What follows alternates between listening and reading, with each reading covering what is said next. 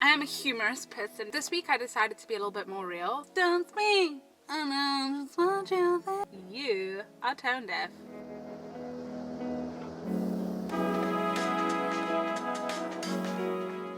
Hey, hello, how's it, guys? As you can see, we are in the car, which means car confessions, obviously. You guys have been raving about the car confessions that I did with the worst date I've ever been on. I wasn't really sure what I wanted to talk about this week because it is so weird how I am a humorous person to be around. But this week I decided to be a little bit more real. I think it's important for you guys to know who I am outside of the comedy. So I decided to tell you about the journey that has been my acting career. And so I thought I would share the insights for possibly any other aspiring actors or actresses, and maybe this can bring you out of that dark hole of self-doubt. I always knew that I was left of center. And it started when I was like young and I loved the spotlight, and I would stand in front of the TV on my those plastic colored chairs. If you didn't have those 4 plastic colored chairs, the blue one, the yellow one, green one, red one, then your childhood wasn't lit. Sorry. Bro, did she have those plastic colored chairs when she was a kid? No, bro. Why you ask? Because if she doesn't, she's too young. So I had one of those chairs and I would stand on it with a brush and I would sing to Gwen Stefani's Don't Speak, I know just what you're thinking. Don't tell me 'cause it hurts. At this point, all of you guys are like, you are tone deaf and you are not wrong. So I was a single child when all these weird things were going on in my life. So I would sing in front of the TV, I would make up dance routines, I would constantly talk to myself. I mean, people still ask me like, oh, do you have like a little snort? Please. I remember when my family came down from Holland, myself and my cousin Rosalie, we would spend days making dance routines. When the family was like at their peak of enjoying the rugby game, we'd be like, no, time to come and watch our show. The show is open for business. Yes. We would like have all the seats laid out, everyone sat there, and then we put on these shows. Bless. That was a time when I still charged people nothing. Now, I still charge them an expensive price of nothing. We would put on these shows. I think back on it now and I cringe. I like properly cringe. Those are such defining moments in your childhood. Those are such defining moments as a parent, I can imagine as well. But my point is, through all of this, I knew that I came alive when I was performing. Whether I was playing the fool or really just performing in like professional sense. So my mom threw me into the modeling world, and then at the prime age of 8, SABC asked me to be a part of a show. So the contestants would choose a group of children. Yeah, that's the end of that. And these kids would basically have to answer these questions for them, I guess. So I was on that show and then had to throw myself into my schoolwork, as one does when they are at school. And then got scouted by a production company at like 16. I was always writing, directing, producing all my school's like plays and stuff, and just wanted to be a part of everything. In matric, I started a club called the Cinema Club, and then I got scouted again by an LA agency when I had almost finished matric. Did some workshops and stuff with them, but unfortunately I could not go to LA because I couldn't afford it. So I stayed here and I finished up. Then I went and auditioned for a bunch of really big acting agencies. And this is where I think it's important to talk about the journey. No one said yes to me in the beginning. I was always just looked at as that kid that liked attention and never really had talent. Like, people thought that I was going somewhere based purely on my drive and not my talent. As you heard earlier, I'm not the best singer, and I was a hip-hop dancer and a break dancer for very many years, but when I threw myself into my schoolwork, like, that all went out the window. So now I can like hold a rhythm, but if you ask me to freestyle, I'm pretty sure I'm gonna bring up 14-year-old Cassidy like. Despite all of this, I'm teachable, and I pride myself on knowing that. I constantly got told by people like, why do you want to be in an industry where 90% of your career is going to be a no? And I was just like, because it's where I feel most alive. I don't want to ever wake up in the morning and not be excited for the career I've chosen. because I'm that person. When I have a mental block, like, boy, do I have a mental block. If I've told myself that I can't do it, I've pretty much accepted defeat. I persevere and I push, and I started writing my own monologues, and I started filming myself doing monologues and going and watching loads of series and doing my own adaptations of those and filming myself and then putting it out there. And then when I did this audition for this one agency, they really, really liked what I did, and 2 weeks go by and they send me an email saying that they've decided not to sign me. And they were kind of my last hope. The reasoning was that I have a lisp, and as an actor, your tool should be 100% defined, and mine is not.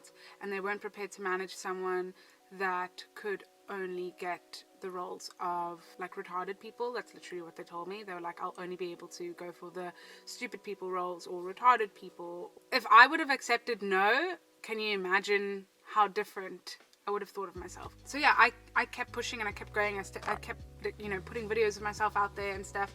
And then I found out about this audition. Now, this audition you actually couldn't go to without an agent, but they had seen my tapes that I was putting out at the time, and the agency that had said no to me told me that they had seen these tapes and they wanted to see me. And I went back, got a call back, I got another call back, I got another call back. I think I'd gone to maybe 5 or 6. A few weeks go by, and then I get a call from this agent who didn't sign me, by the way, saying, oh, you got cast in the role. Now, I'm 18 going on 19 years old. I don't have, like, copious amounts of training because I was the youngest person on the cast. Everyone else was in their late 20s, early 30s. And so they all have extensive training, whether they have been on series before or international productions. But anyway, it was a massive production. Unfortunately, it didn't get picked up.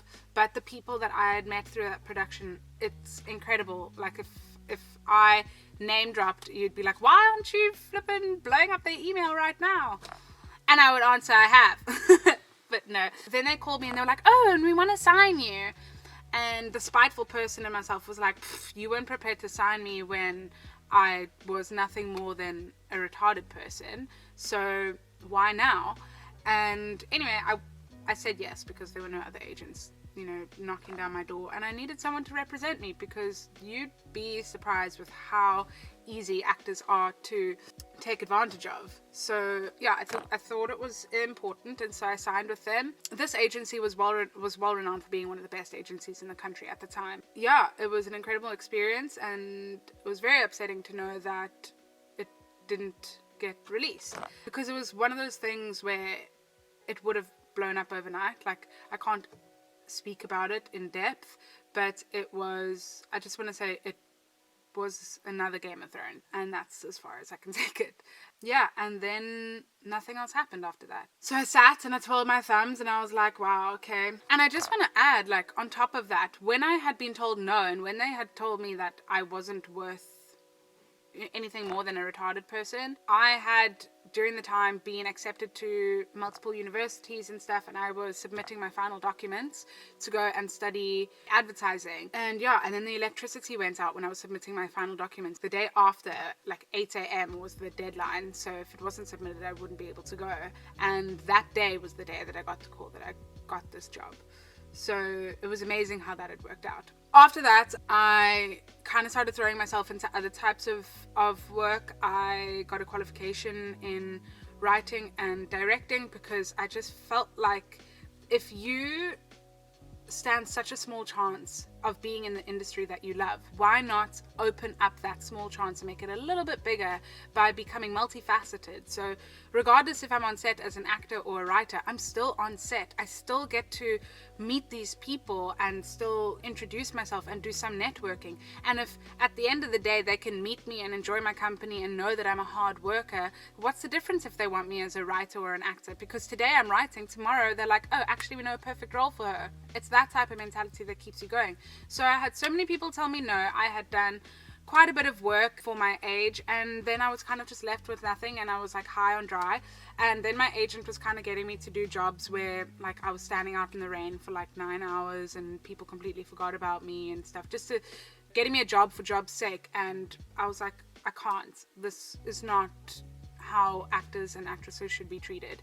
So I kind of started throwing myself into extras work. Now, if you're an actor and you've done extras work, you'll know that that is some of the most degrading work ever, because you are just not even treated like a human being.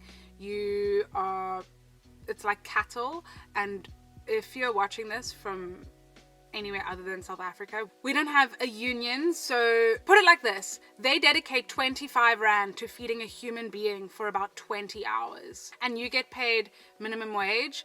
But the thing is, you are on set for sometimes 24 hours. So it just feels like horrible work. But yeah, I threw myself into that extras work, and I was there and ready. And you know what? People think being an extra is glamorous because you're on a film set and you get to see the famous people, but it's not. You're blurred out, you've been working your ass off, and a lot of the time they push you aside like props, and you don't even get to meet those people. But I worked hard, and then the producers and stuff would see me and they would upgrade my role. Yeah, and then I would be more involved in the film and stuff, and that's just what I had to do. Eventually, I found out about a casting director's job, and I went and I worked for this company as a casting director for a few years, and that also helped my knowledge, because it was another aspect of the film industry that I hadn't known before. And now I got to work with ad agencies, and I got to see how they would cast for people in the movies, in the commercials and stuff, and that gave me a really good knowledge of who I need to be in the audition room. That gave me a really amazing knowledge of what looks good on camera, because as much as we may think this movement looks good, to us on camera you literally look silly. Point is, it opens your eyes to a lot of things. Now this is where it gets a little bit tumultuous again, is because at the end of my working days at the casting agency, I kind of feel like I had reached my growth capacity there, so I resigned and never renewed my contract. At this point, my agent wasn't getting me any work. There were people in my same category, because you kind of get sent, like, people who look like you obviously will get sent to the same audition. People who are in my category were being sent to audition after audition, and I wasn't being sent anything. And yeah, they basically blamed it all on me, and I was just like, look, I'm a human being. I need to survive. If you aren't sending me work, I have to get a side job. I have to get a side hustle. And you know that that's what I was doing. So to say that you aren't suggesting me anymore purely because of the fact that I'm unavailable, like, I was available.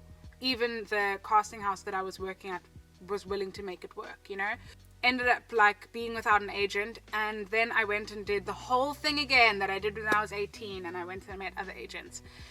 And then I came across this incredible agency, which is one of the best in the country, again, limited edition.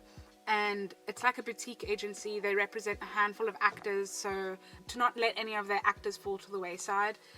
It's smaller and it's amazing. I love them. They have had my back through thick and thin, and they have got me onto other really big film sets. I recently just finished Warrior, which is a Cinemax series. Season 2 is coming out soon. It's flippin' awesome. You should go and check it out. But yeah, they've got me incredible opportunities, and even opportunities where I've gotten on my own. They've offered to represent me contractually but not take any commission, which for me blows my mind because this industry is so small. Acting wise, I've been told no so many times that I openly think it's my first name. Sometimes I even wake myself up at night just to write out the scripts that I'm daydreaming about. Look, this video didn't really have a point, but you guys really enjoyed just listening to me talk and telling you things, and I thought it would be important to do something really real. Creating characters and stuff is such a fun experience, but the main thing that I have learned is that it's not about you. And I think that is so important to go forward for any aspiring actors or actresses. As I said earlier, it is not about you. I was taught this, and it is the reason why I haven't torn myself to pieces when I haven't gotten the roles. Thank you so much for watching this video today. No, I feel like this doesn't do it justice. Enjoy the journey.